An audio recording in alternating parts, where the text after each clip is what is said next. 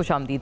बात का आगाज़ आपसे करती हूँ न्याजी साहब, ये अब आ गया है बिल कि अगर आपने बगैर इजाज़त के जलसा किया तो फिर 3 साल की कैद है, फिर 10 साल की कैद है।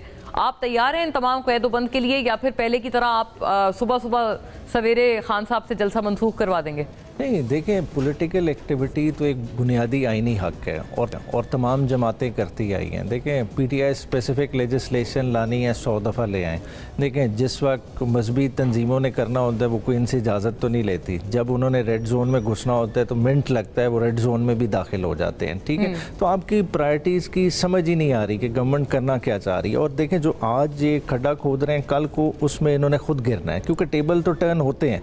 गवर्नमेंट कितनी देर चलेगी, ठीक है, अपना टाइमलाइन पूरी करती है, नहीं करती। आज जो ऐवानों में, कल को उन्होंने सड़कों पे होना है। तो कानून जो भी हो उसको एक बैलेंस कानून होना चाहिए, आने वाले वक्तों को भी देखें। बिल्कुल। और दूसरा ये है कि पॉलिटिकल राइट्स को जब आप इस तरह स्क्वीज करते जाएंगे ना, तो आप सूरत हाल वही बना रहे हैं जो आज बलोचिस्तान में बन गई है। हाँ। कि शुरू में आपने लोगों को राइट्स डिनाई किए और आज आपने इतना फर्दर ले लिया है कि आज उनका elected member floor of the house पे कहता है कि वो अपने आप को इररेलेवेंट फील कर रहा है, अपनी आवाज़ नहीं आ रही, और इस वजह से वो ऐवान छोड़ा है। तो ये इस तरह स्पेस खत्म करते जाएंगे तो हम मुल्क को खुद नहीं, स्पेस इन्होंने खत्म की है, वो कहते हैं आपने खत्म की है। स्पेस खत्म करने की शुरुआत आपने की हाइब्रिड सिस्टम और 1 पेज थ्योरी को मुतारिफ करवा के।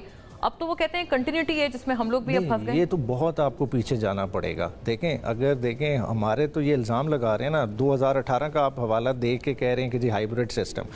देखें, 1990 में कौन लेके आया था इन्हें? उस पर अगर मैं ये हवाई बात तो नहीं कर रहा, असगर खान की जजमेंट मौजूद है 2012 की सुप्रीम कोर्ट में। उसमें पैसे का लेन देन इन्वॉल्व है कि नहीं, मिलिट्री इंटेलिजेंस ऑफिसर्स ने इनको बैग्स दिए या नहीं दिए, बैंकिंग ट्रांजैक्शन प्रूव्ड है। FIA आज तक उस पर कोई कार्रवाई नहीं कर रही। देखें, आवे का आवा बिगड़ा हुआ है, किधर कहीं ठीक करना है तो उसका स्टेप लेना पड़ेगा। आज इनके पास मौका है। ठीक है, हमने एक इल्ज़ाम लगाया, इल्ज़ाम ही सही, इलेक्शन धांधली ज़्यादा है।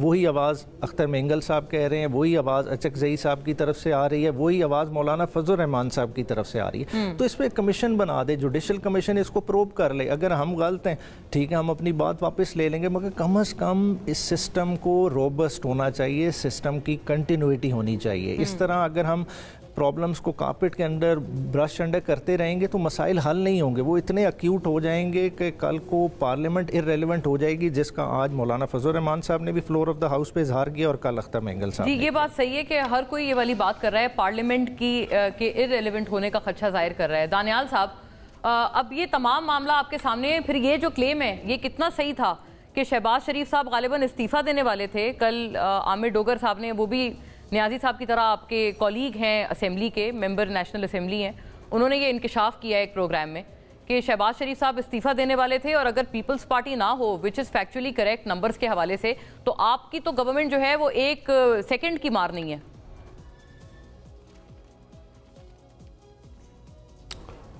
Thank you ji Mona for having me on the show. देखिए, कितने सेकंडों की मार है ये तो पार्लियामान ही बताएगी, लेकिन जहाँ तक बात है हुकूमत लेने की, तो हम डे 1 से जो पाकिस्तान मुस्लिम लीग नून का मौक़िफ़ था वो यही था कि आप कोई अपोजिशन पार्टी वो बैठ के मिलकर हुकूमत बनाना चाहती है तो they are more than welcome to make it. हम पंजाब को संभालेंगे और पंजाब में काम करेंगे।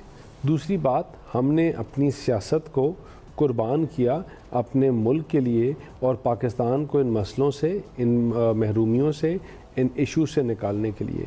और उसकी वजह से आज महंगाई की, अगर आप ट्राइब्यून का आज मेन पढ़ें तो उसमें आपको नज़र आता है कि किस तरह महंगाई की शरह में कमी आई है, किस तरह फूड इन्फ्लेशन कम है, जिस तरह चीज़ें बेहतरी की तरफ जा रही हैं, किस तरह IMF के दबाव के बावजूद आपकी जो इंडस्ट्री है वो ग्रो की है, एक्सपोर्ट्स आपके बढ़ रहे हैं।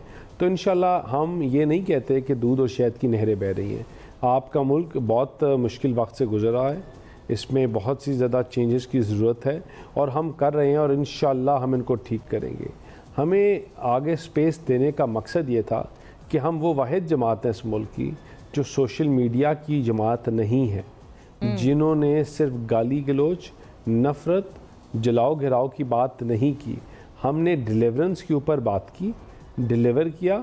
और अगर कोई जमात हमसे मौज़ना करना चाहती है डिलीवरेबल्स के ऊपर कि भाई आपने ये मंसूबा लगाया, हमने ये मंसूबा लगाया, आपने 2 मंसूबे कम लगाए, हम 2 मंसूबे ज़्यादा लगाए हमने, तो हम उसके ऊपर तो बात कर सकते हैं।